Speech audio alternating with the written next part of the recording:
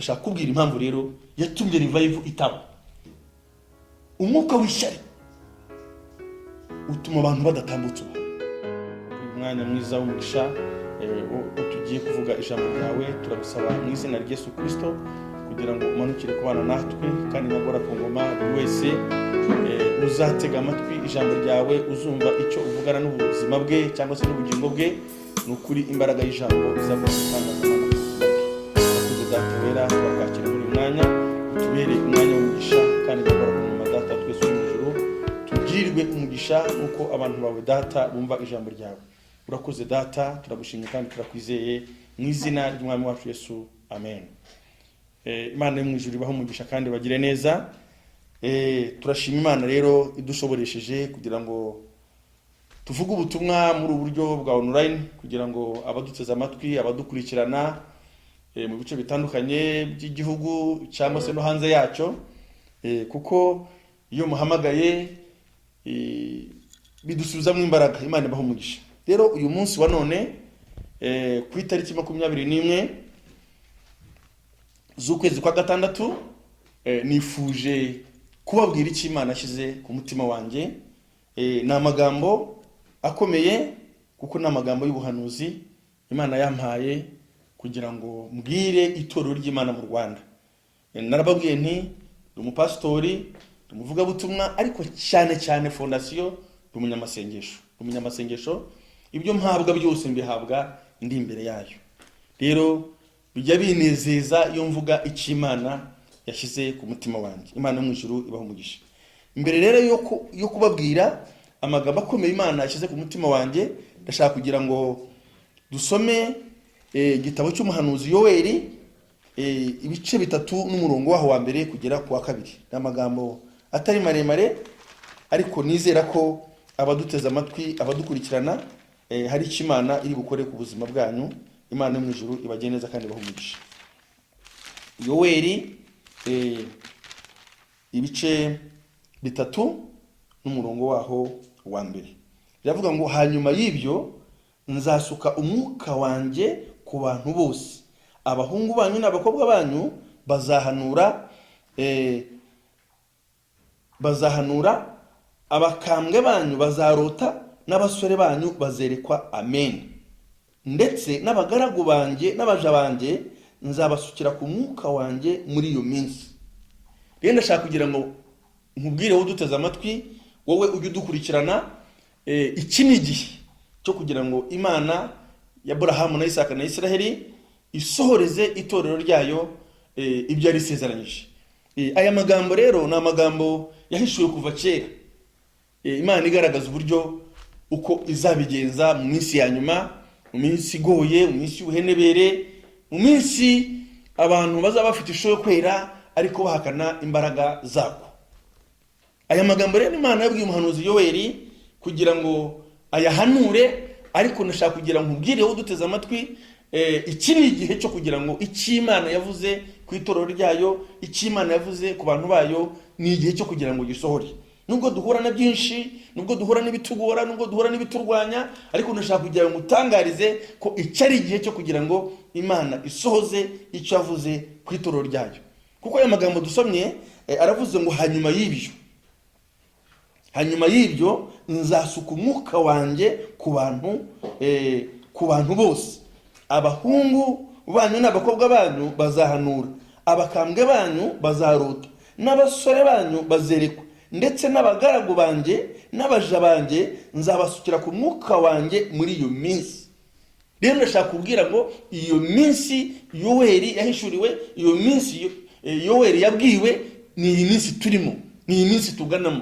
Rero ndashaka kugira ngo nkubwire ngo wowe uduteze amatwi, mukozi w'Imana, munyamasengesho, muvuga butumwa, turi mu gihe cyo kugira ngo Imana isoze ibyo yasezeranyije itorero ryayo. Izina ry'Imana rihabwa icyubahiro.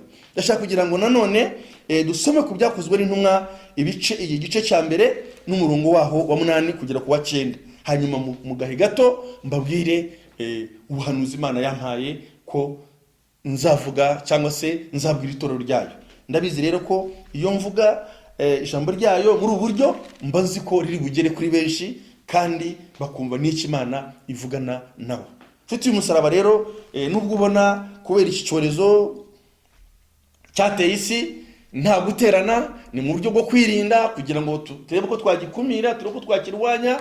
Ariko ndashaka kugira ngo nkubwire, nubwo iki cyorezo gihari gituma abantu badaterana uko twateranaga, ariko ndashaka kugira ngo nkubwire ngo niba amateraniro rusange yarahagaze, ariko ntabwo Imana yahagaze kuvugana n'abakozi bayo, kuvugana n'abagaragu bayo. Rero uduteze amatwi, ndashaka kugira ngo nkubwire, wongere kumva usubizwemo imbaraga ko ya Mana avuganaga n'abera bayo, ya Mana avuganaga namwe mu musengero, n'uyu munsi wa none uyegereye hari icyo Imana ivugana nawe.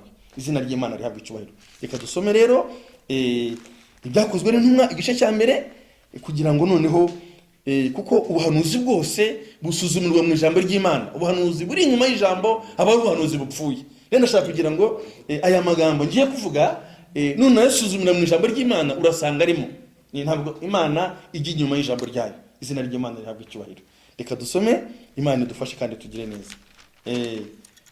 Ni byakozwe n'intumwa igice cya mbere n'umurongo waho wa 8 ngo icyakora muzahabwa imbaraga umwuka wera n'abamanukira, kandi muzaba abagabo bo kumpamya i Yerusalemu n'i Yudaya yose n'i Samariya kugera ku mpera y'isi.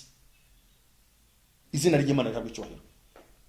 Ayo ni amagambo Yesu Kristo yabwiye abigishwa be, yabwiye itorero, yabwiye ab'icyo gihe, ariko nanone ategura natwe b'iki gihe kugira ngo ayo magambo tuyabwirwe. Kuko ntabwo Imana igikora ikosa yo gukora ikintu itabanje kugihishura. Rero Imana yabwiye umugaragu wayo umuhanuzi Yoweli ngo hanyuma y'ibyo nzasuka umwuka wanjye ku bantu bose, abasore banyu n'abakobwa bazahanura, abakamwe muri mwe bazarota, abaja banjye n'abagaragu nabo nzabasukira umwuka wanjye. Izina ry'Imana rihabwa icyubahiro. Hanyuma rero Yesu Kristo ajya kujya mu ijuru, yabanye n'abigishwa be, abona imbaraga zabo, abona umuhate wabo, abona intege nke zabo, abona uburyo imbaraga y'umwuka wera itamanutse, ntacyo bashobora kuvuga, ntacyo bashobora gusobanura. None dusomye kuri uyu murongo wa 8 hatubwiye ngo icyakora muzahabwa imbaraga umwuka wera n'abamanukira, muzaba abagabo bo kumpamya. Nubwo navuga ngo muzaba abagabo, nubwo Bibiliya hano itabisobanura, ntabwo nawe ndengereye. Izina ry'Imana rihabwa icyubahiro. Muzaba abagabo bo kumpamya uhereye i Yerusalemu n'i Yudaya n'i Samariya kugera ku mpera y'isi. Rero nshuti y'umusaraba, ntabwo ubutumwa twahawe ari bwo kwicarana mu nsengero. Ni ubutumwa dukwiye kubwira abadukikije, dukwiye kubwira abatuye isi, bakamenya ko ubwami bw'Imana buri hafi, bakamenya ko hari icyo Imana ishaka ku bantu bayo. Ngira ngo murabizi tumaze igihe tuganira ku ijambo rivuga ngo garuka mu rugo, garuka mu rugo. Twavuze ku nkuru umwana w'ikirara, uburyo yangije amahirwe ye, ariko kubera urukundo Imana idukunda, kubera urukundo Imana ikunda abantu bayo, Bibiliya itugaragariza ko nubwo hari amahirwe ya mbere yatakaje, ko yaje guhabwa andi mahirwe n'umubyeyi we. Izina ry'Imana rihabwa icyubahiro. Rero nshuti z'umusaraba, hari igihe dutakaza amahirwe yacu kubera ko twarangaye, kubera ko tutitaye ku cyo Imana yavuze. Ariko nshuti y'umusaraba, reka twemerere Imana itubyaze umusaruro, reka twemerere Imana itubyaze umusaruro. Imana mu ijuru dutabare kandi tugire neza, hato tutazamera nk'umwami umwe witwa Belushaza. Belushaza wabayeho mu gihe cye, yimye kuba umwami, asimbuye se, igihe kiragera ngo aza gukora ibirori, aza gukoresha ibirori, ngo atekeshereza abantu ibyo kurya n'ibyo kunywa, atekesha abantu ibyo kurya, abashakira ibyo kunywa. Warangije atuma abagaragu be ngo nibajye kuzana ibintu byo byari mu nzu y'Imana i Yerusalemu, babizane banyweshe vino, bahimbaza ibyirwamana byabo bitumva, bitareba, bidasobanukirwa. Baragenda barabizana kuko umwami yari yategetse. Batangira kwishima no kunezerwa. Ariko muri ibyo byishimo ntabwo bigeze baha Imana icyubahiro, ntabwo bigeze bibuka ko Imana ariyo bahaye ubwami. Ariko ngo bakiri muri uwo munezero, arimo kwishimana n'abami yatumiye, arimo kwishimana n'abajyanama, barimo kwishimana n'inshoreke ze, barimo guhimbaza ibyo bigirwamana, barimo kunywa ibyo banywa, barimo kubinywesha ibikoresho byavuye mu nzu y'Imana. Ako n'agasuzuguro k'ikirenga, ngo arangije arimo kunezeza umutima we, ngo agiye kubonabona ikiganza cy'umuntu cyandika ku rusika, arangije ngo ahagarika umutima. Amagambo yari yanditse ku rusika nigeze yasobanukirwa, ahagarika umutima, ariheba. Ibyari ibirori bihinduka ibibazo, ibyari umunezero bihinduka agahinda. Muri uko kubabara, umugore aramubwira ati ariko mwami nyagasani, ibyo ureba bye guhagaritsa umutima, kuko ku ngoma ya Nebukadinezari hari umugabo umwe w'umunyagano witwa Daniyeli. Uwo mugabo yajyaga ababwamo n'umwuka w'Imana zera, cyangwa se Imana yo mu ijuru yajyaga ikorana nawe. Arangije amutumaho, ariko mbere y'uko aza, abanyabwenge Babuloni bari bagerageje, abapfumu, abakonikoni bagerageza gusoma iyo nyandiko irabananira. Arangiza arategeka ngo bajye kuzana Daniyeli kugira ngo amuhanurire. Yabanje kumwigisha kugira ngo ahari atishimira gusobanukirwa iyo nyandiko, narangiza ntakore ubushake bw'Imana. Daniyeli ahageze arabanza aramwigisha, mugira inama, arangiza aramusomera ayo magambo. Rero ko ari yanditse, ntabwo ndi bufate umwanya wo kuyasoma kuko igihe yari amagambo akomeye cyane. Yari amagambo avuga ngo meni kekeri ufarisini. Ayo magambo ntigeze yasobanukirwa. Noneho meni bisobanurwa ngo Imana ibaze imyaka umaze ku ngoma kizaho ishyerezo. Tekeri bisobanurwa ngo wapimwe ku bipimo ugaragara kudashyitse. Peresi bisobanurwa ngo ubwami bwawe buragabwe buhawe abamedi n'abaperesi. Nubwo Belushazari yagize amahirwe yo gusobanurirwa ibyo atarasobanukiwe, ntabwo yigeze aca bugufi imbere y'Imana. Tekereza kugira ngo Imana imubwire ngo wapimwe ku bipimo ugaragara kudashyitse. Imana yo mu ijuru tugirire neza, hati Imana itakureba, tagushyira ku bipimo byayo, igasanga igihe cyose umaze mu murimo udashyitse, kuko utarimo kwemera ubushake bw'Imana ngo Imana ikubyaze iki? Umusaruro. Belushazari rero nubwo yabonye ikiganza cy'umuntu cyandika ku rusika, yagerageje gushakisha buryo ki yasobanurirwa iyo nyandiko. Agira amahirwe, Daniyeli araza amusomera iyo nyandiko. Arangije nkaho yagaciye bugufi imbere y'Imana, nkaho yakihannye aho yagenze nabi imbere y'Imana, ngo ahubwo akomeza kwishimira wa munezero. Ngo arategeka ngo bahe Daniyeli mukufi w'izahabu, bategeke bavuge ko azaba umutware wa gatatu mu bwami. Ariko biratubwira ngo iryo joro Belushazari umwami w'Abakaludaya aricwa, arapfa, kuko atumvira umwuka w'Imana. Inshuti z'umusaraba, Imana idushoboze twumvira umwuka wayo. Ndashaka kugira ngo mbabwire ubuhanuzi Imana yampaye ku itorero ry'Imana mu Rwanda. Hari igihe ujya imbere y'Imana ufite impamvu zikujyanye, kumva ko ahari aricyo kintu cyihutirwa. Nabayeho mu bihe byo gusenga mfite ikibazo gikomeye umutima wanjye, ariko muri ibyo bihe narimo gusenga, ntabwo Imana yitaye ku mpamvu z'ibibazo nari mfite, ahubwo yitaye ku cyo ishaka ku itorero ryayo. Ubwo buhanuzi rero uko buteye ni muri uburyo bukurikira. Tumaze igihe kinini nk'abantu basenga Imana, dusenga Imana ngo iduhe revival, iduhe ububyutse. Icyo kintu muri ibyo bihe nafashe umwanya mbaza Imana, ese Mana, kuki tudahabwa revival? Kuki tudahabwa ububyutse? Ko amatora agenda yiyongera uko bukeye nuko bwije, abantu uko bagenda bakizwa, kuki tutabona ububyutse? Ngo nituvuga ijambo haboneka imbaraga ziherekeza rya jambo, tuve mu bintu by'akajagari. Hahandi abantu bihisha mu rusengero, ugasanga umuntu n'umusambanyi arihisha mu rusengero, arihisha muri korari, arihisha mu ivugabutumwa, arihisha. Kubera iki? Nta mbaraga zimuvumbura zimutahura ngo zimushyire ahagaragara. Ijambo ry'Imana atubwira ngo Uwiteka ni Imana ifuha. Abantu bakora ibyo bishakiye kandi bakarenga bagaterana. Mana baduhaye revival. Ko ari igisobanuro ibyo turimo, ko ari cyo gusobanura ukuri kw'ibyo duhamye. Ndabizi icyo cyifuzo nawe uragifite. Ndabizi wafashe igihe kinini ugisengera, ariko ushobora kwibaza ngo kuki revival itaba. Ndashaka kubwira impamvu rero yatumye revival itaba. Kandi aza gusoza guhumuriza. Mubwira message Imana yampaye, ubutumwa Imana yampaye muri kwezi kwa gatandatu. Ikigiye gukora nyuma y'ibibazo turimo. Izina ry'Imana ntabwo kibaye. Tugiye rero nagiye kubona mbona ngo revival yabaye. Imana burya yereka uko ishatse. Mbona kuri stade Amahoro habaye igiterane mpuzamatorero. Amatorero yose mu Rwanda yahuriye kuri stade Amahoro. Hari protokoli y'urwego rw'imbaraga. Mu byiciro by'abakozi b'Imana bicaye kuri gahunda, bategereje kwakira igitangaza cy'Imana, bategereje kwakira amasezerano y'Imana.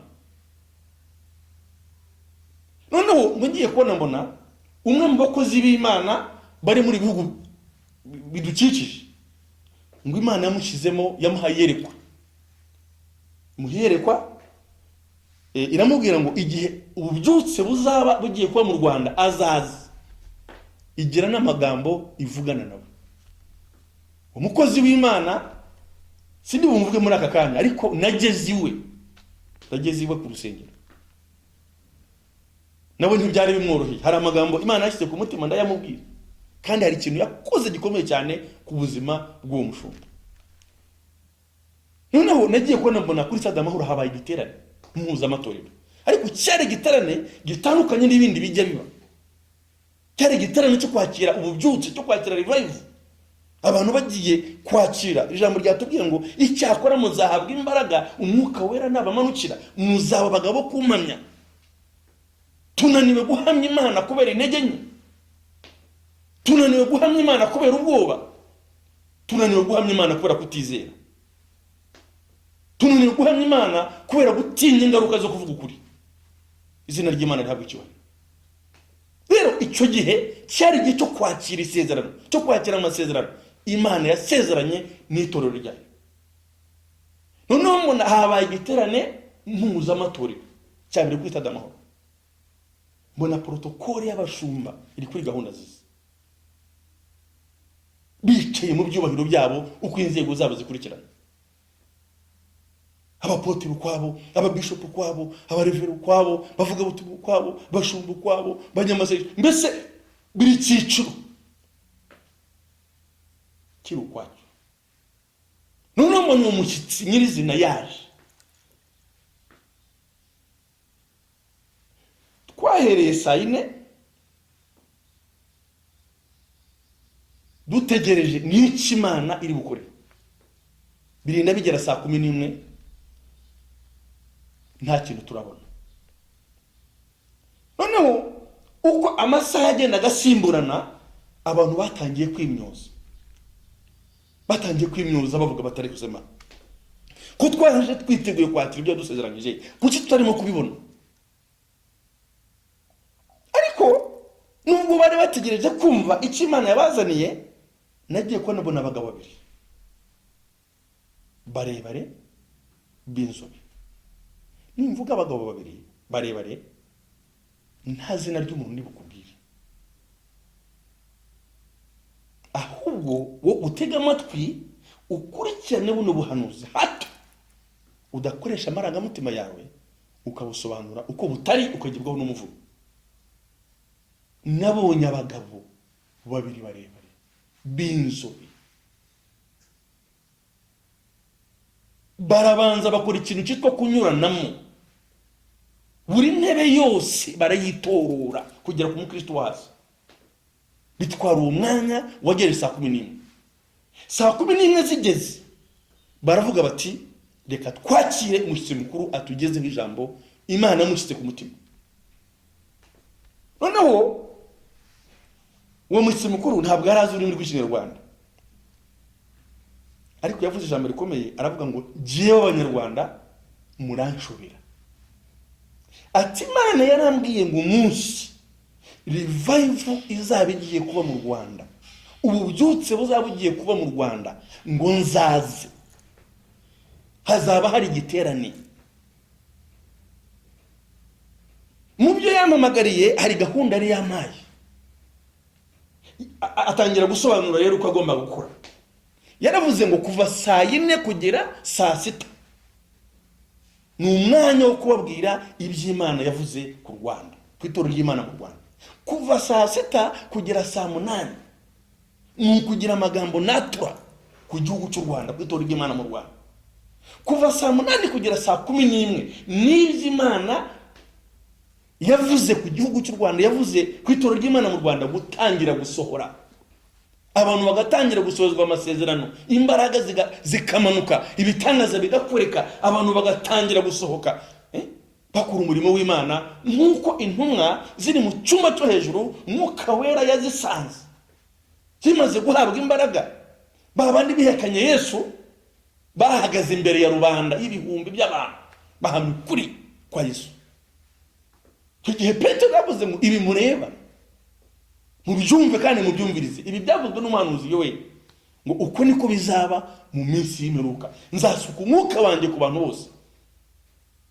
Abasore banyu n'abakobwa bazahanura, abakambwe bazarota, abagaragu n'abaja nabo nzabasukira umwuka wanjye. Kuva saa 8 kugera saa 11 ni ugusohozwa amasezerano, ni ugusohoreza Imana amasezerano itorero ryanjye. Noneho ikibabaje bigeze saa 11 nibwo bakiriye umuvuga butumwa. Arangije aravuga ati je abanyarwanda murashobora. Imana impa ubutumwa yarambwiye ngo ntangire kubuvuga, abisobanura mu byiciro. Aravuga ngo kuva saa 4 kugera saa 6 ni ukwabwira iby'Imana yambwiye. Kuva saa 6 kugera saa 8 ni ukugira amagambo natwa ku gihugu cy'u Rwanda nk'umuntu Imana yahagurukije kandi. Kuva saa 8 kugera saa 11 n'iby'Imana yavuze ku Rwanda gutangira gusohora. Izina ry'Imana rihabwa icyubahiro. N'iby'Imana yavuze ku Rwanda gutangira gusohora, ni ugusohoreza abantu baya amasezerano. Iyo usomye Yohana ubutumwa bwiza ibice 9 n'umurongo wa 1, hari amagambo Yesu yavuze uhereye ku murongo wa 1 ukagera ku murongo wenda wa 6 cyangwa wa 10. Hari amagambo Yesu Kristo yavuze ngo abigishwa babonye impumyi, babonye avutse ari impumyi, ngo baraza barambaza bati mwigisha ninde wakoze icyaha, n'uyu cyangwa n'ababyeyi? Yesu Kristo aravuga ngo ababyeyi nta cyaha bakoze, n'uyu nawe nta cyaha yakoze, ngo ahubwo impamvu byabaye ngombwa ko ahuma ni ukugira ngo imirimo y'Imana igaragare muri we. Warangije avuga ijambo rikomeye, aravuga ngo nkwiye gukora imirimo y'uwantumye hakiri ku manywa, bugiye kwira ni igihe umuntu atakibasha gukora. Ntabwo rero imirimo ya Yesu ari imirimo izaba mu minsi y'imperuka cyangwa se mu minsi ya nyuma. Iki nicyo gihe cyo kugira ngo Yesu Kristo asoza amasezerano yasezeranyije itorero. Iki nicyo gihe cyo kugira ngo Yesu Kristo akore imirimo n'ibitangaza ku mugaragaro. Kuko ari amagambo akomeye yabwiraga abantu. Yarababwiye ati abatizezwa n'ibyo mvuga bazizezwa n'ibyo nkora, kuko ibyo nkora ubwabyo birampamya. Dukwiye kuba itorero rigaragaza ibikorwa, dukwiye kuba itorero ritemerera imbaraga z'abadayimoni y'uko zikoreramo. Izina ry'Imana rihabwa icyubahiro. Rero uwo muvugabutumwa avuze ijambo rikomeye, yaravuze ati mwebwe abanyarwanda murashobora. Imana yarambwiye ngo igihe ububyutse buzaba bugiye kuba mu gihugu nzaza, guhera saa 4 kugera saa 6 ni ukwabwira amagambo Imana yambwiye. Kuva saa 6 kugera saa 8 ni ukugira amagambo natura nk'intumwa y'Imana atumye mu gihugu. Kuva saa 8 kugera saa 11 n'ibyo Imana avuze ku Rwanda gutangira gusohoka. Ariko abo bagabo babiri nta nubwo banavugaga, bitoruraga kuri buri ntebe. Noneho ikibabaje, abantu bose babarebaga bararakaye, kuko uwo mukozi w'Imana yavuze ijambo rikomeye, aravuga ngo nta kintu ndi bukore nyuma ya saa 11. Abantu bari imyoza, abantu bararakara bati se twaje tuze gusingira, ariko noneho kandi iby'Imana dusezeranyije turabibona, intumwa yayo irahari, ariko se kuki atakiri? Ariko abakamwakiriye ngo barimo kunyuranamo, buri ntebe yose bayitorora. Nshuti y'umusaraba, wowe uri bwumva ubuhanuzi, usenge umwuka w'Imana agusobanurire. Barimo bitorora. Ndangije ngira Imana ndayinginga, Mana, abo bagabo ni bande? Abo bagabo basobanuye iki? Imana irambwira ngo ntabwo ari abagabo b'abantu basanzwe, ngo ahubwo ni imyuka ibiri ihagaze ku kirere cy'u Rwanda, inanije revival, itemera ko ububyutse buba. Ngo umwuka wa mbere ni umwuka w'ishyari, umwuka wa kabiri ni umwuka w'ubwibone. Iyo niyo myuka yafashe ikirere cy'u Rwanda. Ngo niyo mpamvu abantu batakishimira kuvuga ibitangaza by'Imana mu itorero, kuko umuntu Imana amukorera igitangaza yamara kuvuga ibyo Imana yakoze bikamukomeretsa bitewe n'amagambo arimo kumva hanze.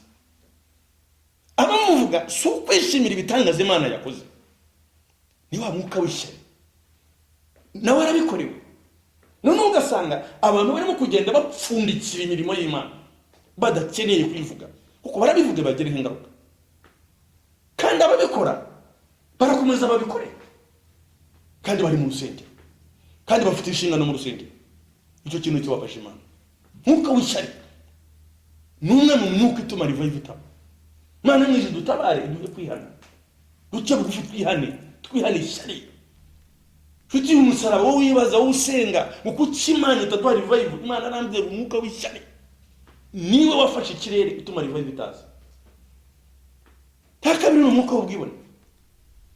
Abantu ntabwo bemerana, muri nibyo ntiyemera undi, uvuga butumwa ntiyemera undi, buri muntu arashaka ko ari we wumvikana ari ugaragara. Imana idutabara. Ijambo ry'Imana ritubwira ngo bajya kuzuzwa amasezerano, ngo bose bari hamwe, bari mu mwanya umwe, bahuje umutima, ngo umuriri urabatungura, mwuka w'Imana arabamanukira, batangira kuzuzwa, batangira kuba mu zindi ndimi, batangira guhanura. Abanyamahanga bari baje kubashungera ngo bamwe bumva bavuga ibitangaza by'Imana mu ndimi z'iwabo, batangira gutungurwa.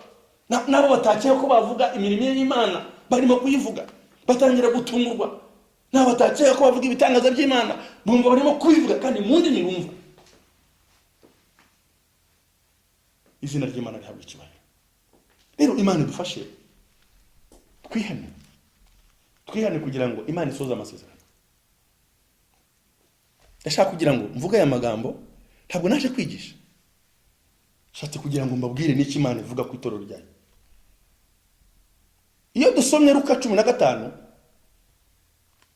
n'umurongo wa 25 kugera kuri 32, tuhasanga inkuru y'umwana w'imfura. Maze igihe mbabwira ku nkuru y'umwana w'ikirara. Wa mwana w'ikirara wangije amahirwe ye, akabwira se ati data mu mugabo n'umwiri. Ngo arangije ateranya ibyo samuhaye mu gahe gato, ngo ajya mu gihugu cya kure. Ngo agezeyo, ngo atangira kwayisha irari ry'ubugoryi umugabo ni samuhaye. Ngo bimaze inzara itera muri icyo gihugu, atangira gukena no gusoma. Ngo ajya gusaba akazi ku mugabo wari muri icyo gihugu wari woroye ingurube. Ngo yifuzaga guhazwa n'iby'ingurube zishigaje, ariko bo babimuha. Ariko ijambo ry'Imana tubwira ngo yisubiyemo yitekerezaho, asanga hari amahirwe yangije, asanga hari ubuhamya yangije.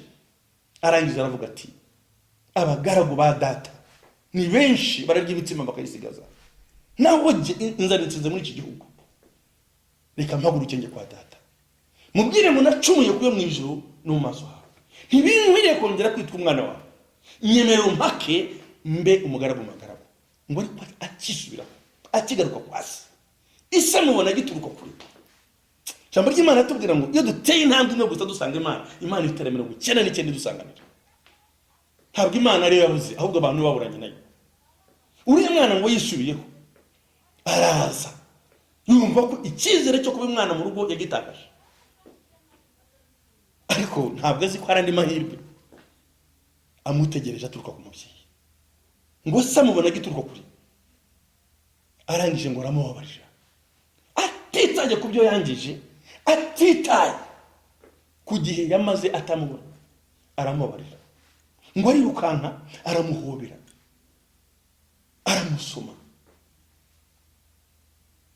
arategeka ati nimugende muzane umwambaro uruta iyindi, barawuzana baramwambika, nimuzane inkweto ngo zimwambika mu birenge, bisobanuye ko yongeye kuba umwana mu rugo, agarukanye ubutware bwo kuba umwana mu rugo, amwambika umwambaro uruta iyindi. Yesu ashiti umusaraba ni uwuhe mwambaro mu buzima wakwambara ntugira ipfunwe tureka agakiza ko nyine? Barahari bambara rwose babizi, akaba yafata iminota 50 yireba ariko nawe agasanga ataberewe, kuko kuberwa ku mubiri guturuka mu mutima. Iyo umutima utaberewe n'umubiri ntabwo biri. Aravuga muzana umwambaro uruta iyindi, barawuzana baramwambika, afata impeta y'imwambika mu rutoki, bisobanuye ngo yongeye gusubizwa mu isezerano. Arangiza arategeka ati mugende mwage ikimaze kibyibushye turye twishime, kuko umwana wacu aragarutse, uwari wapfuye arazutse, uwari wabuze arabonetse. Ngo batangira kwishima no kunezerwa. Impamvu mvuze ngo dusome Luka 10 ibice 15 n'umurongo wa 25 kugeza kuri 32, hari inkuru y'umwana w'uburiza, umwana w'imfura, ari wo wa mwuka Imana irimo kunenga itorero. Amakuru yuko murumuna wa mwana w'imfura yagarutse ntabwo yarayumvise, ariko arangije umutima mubi gusa, umutima wo kudakizwa, umutima w'ishari utuma ataza kwishimira murumuna we yuko yagarutse. Ahubwo ahamagara umugaragu rwihishwa aramubwira ati ngwino nkubaze ibyo ndimo kumva, abo bacuranga, abo basirimba, abo abavugiriza Imana impundu habaye iki? Ndamubwira ati rero ntabwo uzi byabaye. Ati murumuna we yaje, iso yamunezerewe, iso yamwambitse umwambaro uruta iyindi, iso yamuhaye impeta, iso yamuhaye inkweto mu birenge, iso yamubagiye. Turimo kwishimira intsinzi yuko umwana we yongeye kumubona ari muzima. Undi ngo nawe yakanejejwe n'ibikorera muri umuna we, ngo atangira kurakara, atangira kwivovota. Igihe maze mborera data ko atigeze nibura agasekurume kamwe ngo ngewe n'inshuti zanjye tujya hariya tukarya twishimye. None uyu mwana wabucura wamaze ibyo bisambanisha ni wabagiye. None wose atungwa no kubona uriya mwana mukuru ataje mu birori, kandi suko atamenya amakuru yayamenye, ariko ishari ryatumye atishimira mu murumuna we yuko yaje. Isarangije aramusanga, akimubona undi agaragaza umubabaro, arambwira ati data igihe cyose ndagukoreye ntabwo wanyuzwe rwose, hari ikintu wigeze umbwira ngo kinanire? Ese nibura hari igihe wigeze ufata agasekurume k'ihene ngo kamunge n'urungano rwanjye twishime?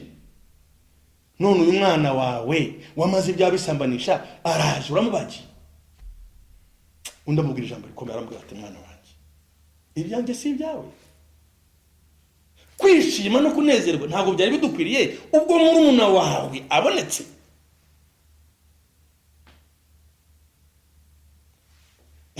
Nawe aho hantu saba umwuka w'Imana hagusobanurira impamvu uriya mwana w'imfura atishimiye ko mugenzi we isamwishimira. Ibyo nashaka gusobanurira umwuka w'ishyari utuma abantu badatambutsa ubuhamya, utuma abantu badakora ubushake bw'Imana, utuma abantu batavuga imirimo y'Imana, utuma abantu badavuga ibitangaza by'Imana, kuko barabikora bikabakoraho, barabivuga bakabizira. Abenshi rero bahisemo guceceka, ikintu kibabaje Imana. Kandi ijambo ry'Imana atubwira ngo nimutamamiriza imbere y'abantu, nanjye sinzabahamiriza imbere ya data n'imbere y'abamarayika. Muri gihe cyane abantu bananirwa guhamya Imana kubera ingaruka zo kuvuga imirimo y'Imana. Icyo kibabaje Imana. Umwuka w'ishyari, umwuka w'ubwibone. Ngana ku musozo, reka dusome amagambo y'Imana ari mu Byakozwe n'Intumwa ibice 5 umurongo wa mbere kugera kuri 11. Sindi butwara umwanya munini musobanura kuri ayo magambo, kuko ni amagambo yisobanuye. Wowe gusa usome Ibyakozwe n'Intumwa ibice 5 uhere ku murongo wa mbere ugire ku wa 11. Urahasanga inkuru y'abantu babiri, umugabo witwa Ananiya n'umugore witwa Safira. Intumwa zimaze kwiyemeza gukora umurimo w'Imana, guhuza umutima, ijambo ry'Imana rivuga ngo nta mukene wababagamo, kuko uwari ufite ibyo afite yarabigurishaga, ibiguzi byabyo akabizana ku birenge by'intumwa, bose bakaringaniza. Ntihagire ubaho nabi kuko adafite uko agira, ahubwo biri wese akishimira mu bya mugenzi we. Ananiya yari muri icyo cyiciro, yari n'umuyobozi.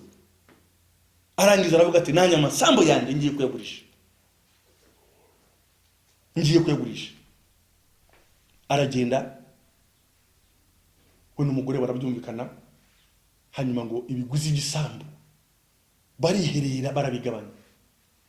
Babigabanyije barambara baraberwa, baraza baravuga bati turaje kugira ngo tuzane ibyo twiyemeje. Bakihagera Petero umwuka w'Imana aramubwira ngo Naniya, n'icyatumye Satani yuzuye umutima wawe, ibi nibyo biguzi bagurisha isambu yawe? Ati nibyo. Ati nyamara si abantu besha, ni umwuka w'Imana besha. Ntawe yagaciye bugufi kuko umwuka w'Imana wamutahuye. Arangiza aratsimbarara, ni bwa bwibone. Iyo nkuru nishaka gusoreza, ni bwa bwibone. Aratsimbarara, ako kanya yikubita ku birenge bya Petero arapfa. Abasore baramukubona bajya kumuhamba. Hashize umwanya muto ngo umugore we nawe araza. Yatinze mu rugo, harimo nyine kwikoraho umuntu ugiye gutamba igitambo gisobanutse, ariko cy'uburiganya. Ngo araza akigera mu rugo, akigera aho Petero yarari n'umwe zari ziri. Petero aramubaza ati Safira, ibi nibyo biguzi wagurishije isambu wowe n'umugabo wawe? Ati nibyo. Ati nyamara ibirenge maze gutwara umugabo bigeze ku muryango wawe. Umuntu wakanye mwikubita imbere nawe arapfa. Ariko nyuma yabo bantu bitwaraga nabi umurimo w'Imana, Imana imaze kubigizayo, abantu bamenye ukuri kw'ijambo ry'Imana. Rero nshuti y'umusaraba, ijambo ry'Imana atubwiye ngo ntushyushye ntukonje, ubwo uri akazu yazangiye kuruka. Nshuti y'umusaraba, haracyari amahirwe yo kugira ngo ugarukire Imana. Haracyari amahirwe kugira ngo wihane, Imana ikugirire neza. Rero ndashaka kugira ngo ane ku musozo nsenga Imana, kuko nababwiye ngo hari ubuhanuzi Imana ashyize ku mutima wanjye kugira ngo mbwire abanyarwanda. Ntarasenga, hari andi makuru magufi cyane atari butware n'iminota 2. Izina ry'Imana rihabwa icyubahiro. Muri kwezi kwa gatandatu Imana yavuganye nanjye mbwira ko revive Imana igiye kwizana mu Rwanda. Imana igiye guhagurutsa abanyarwanda. Imana igiye gukoresha abanyarwanda. Imana igiye gukoresha u Rwanda nka moteri y'isi. Kuko nabonye Imana ihagurutsa abanyarwanda, hanyuma no guhagurutsa u Rwanda bihagurutsa Afurika, Afurika ihagurutsa isi. Rero nshuti y'umusaraba, wowe Imana yavuganye nawe urimo kwibaza ngo ariko se ubundi ni Imana yavuganye nanjye? Ese niba ari Imana kuki ibintu bitarimo? Mpamvu bitarimo kuba rero ni ikibazo mu kanya nimaze kubasobanurira. Nuriya mwuka wafashe amasezerano yawe, mwuka w'ishyari, mwuka w'ubwibone. Yari Imana idufashe twababyumva twihane duce bugufi imbere y'Imana. Ahasigaye utemera kuyoboka Imana, utemera kuyoboka inzira y'Imana, hari igihe azisanga n'ingaruka nk'izananiya na Safira. Bagiye mu by'Imana babizana mu bwenge, ariko iby'Imana tubizana mu mutima uciye bugufi, ntabwo tubizana mu bwenge. Kuko ubwenge ni icyubahiro no gukomera ni iby'Imana. Rero nshuti y'umusaraba, naho wakwiyumvamo ko wagenze nabi, nawe wakwiyumvamo ko wenda hari nawe mwuka w'Imana gusobanura ugasanga uri muri ba bagabo, ubwibone bwarakumaze, ishyari ryarakumaze. Ndashaka kugira nkubwire ijambo ry'Imana atubwira ngo dore mpagaze ku rugi ndakomanga, umuntu yumva ijwi ryanjye agaca bugufi akihana, nzamugirira imbabazi. Umuntu yumva ijwi ryanjye agakingura, nzinjira iwe dusangire. Rero kumbura Imana iragukunda kandi igufitiye umugambi mwiza. Izina ry'Imana rihabwe icyubahiro. Reka dusenge dusoza, Imana itugire neza. Data, mu izina rya Yesu, ndimbira amaso yawe, ndagushimira ijambo rya Imana washyize ku mutima wanjye. Imana ikomeye Data, amagambo akomeye wambwiye ngo mbwire abanyarwanda, mbwire abazakurikirana uno murongo, mu izina rya Yesu Kristo. Imana ikomeye Data, ndasengera umurimo wa mu Rwanda, ndasengera itorero, ndasengera abakozi bawe, ndasengera buri wese Imana ikomeye Data wahamagaye kugira ngo akubere igikoresho, mu izina rya Yesu Kristo. Imbaraga yawe Data itumanukire mu izina rya Yesu Kristo, kandi Imana yo kurindirwa, tubabarire aho twagenze nabi, tubabarire nyagora ku ngoma aho tutaguhaye umwanya, ahubwo tukagira ibindi duha umwanya. Ni ukuri igitare cy'amahanga, tureba n'amaso y'imbabazi, utweze dutunganya nyagora ku ngoma, weze itorero ryawe, weze abakozi bawe nyagora ku ngoma. Impamvu yari yose Data yatuma ububyutse butaba mu Rwanda, yatuma ububyutse butaba ku isi, ni ukuri nyagora ku ngoma Data dutandukane n'igitare cy'amahanga. Nsengeye umugisha abazumva buno butumwa, abazumva buno buhanuzi, mu izina rya Yesu. Imbaraga yawe Data izabamanukire, kandi nyagora ku ngoma uzaca bugufi akihana, ni ukuri nyagora ku ngoma uzamugirire neza. Urakoze Data, urakarama, turagushimye kubwira ijambo ryawe, turagushimye ku mbaraga za Mwuka Wera ziri bumanukire abazarikurikirana, kugira ngo zirusheho kubasobanurira nyagora ku ngoma no kubagira inama icyo bakora kugira ngo bagendere umurongo wawe. Urakoze, urakarama, ndagushimye, ndaguhimbaje. Abarwayi Imana ubakize, bafite ibibazo bikemure. Imana ikomeye Data, twese uri mu ijuru, abari mu bujiji ubajijure igitare cy'amahanga. Urakoze, turagushimye, udukunda kandi utwitaho ibihe byose, mu izina rya Yesu.